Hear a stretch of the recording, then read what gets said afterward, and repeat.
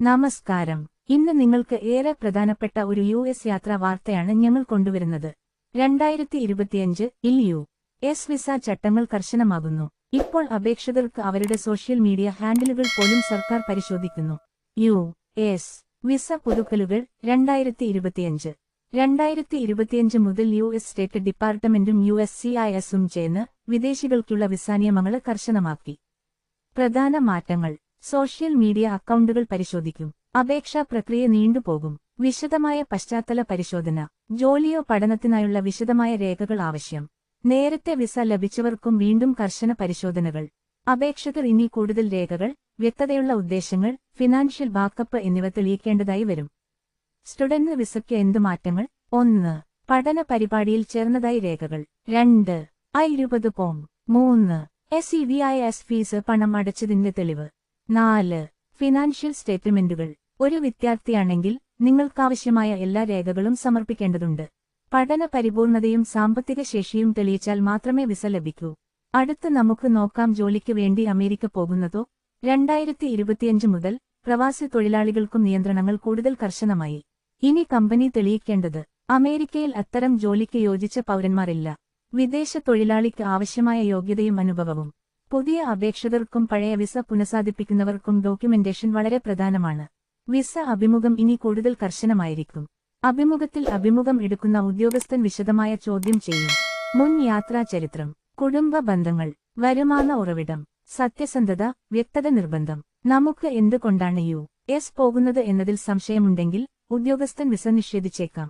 അതിനാൽ വ്യക്തമായ ഉദ്ദേശം തുറന്നു പറയുക. അപേക്ഷക്കാവശ്യമായ പ്രധാന ഡോക്യുമെന്റുകൾ: വിസ ഫീസ് അടച്ച രസീത്, പുതിയ യുഎസ് ഫോമാറ്റ് പാസ്പോർട്ടോ, SEVIS I-20 ഫോം. വിദ്യാർത്ഥികൾക്ക് ജോലിക്ക് ക്ഷണപത്രം, മുൻ വിസ പാസ്പോർട്ടിന് പകർപ്പ്, ബാങ്ക് സ്റ്റേറ്റ്മെന്റുകൾ. വിസ വേവർ പ്രോഗ്രാം 2025 പുതിയ രാജ്യങ്ങൾ ആണ്ട് നിയമങ്ങൾ.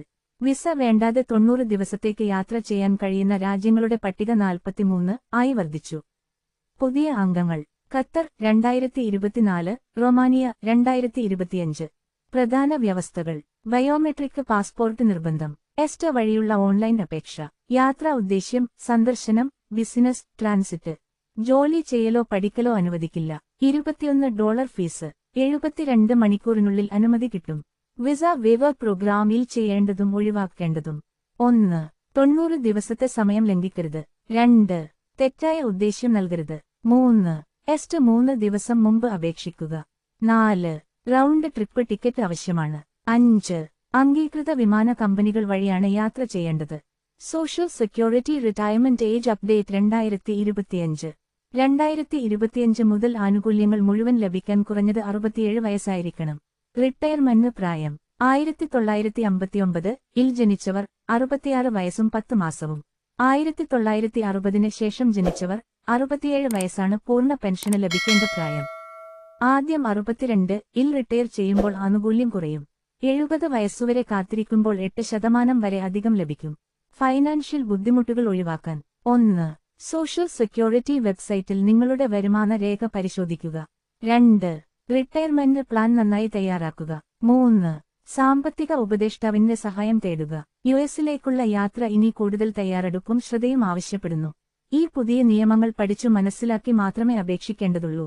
കൂടുതൽ അന്താരാഷ്ട്ര വാർത്തകൾക്കായി യൂറോപ്പ് വാർത്താ വിഷൻ ചാനൽ സബ്സ്ക്രൈബ് ചെയ്യൂ. നന്ദി.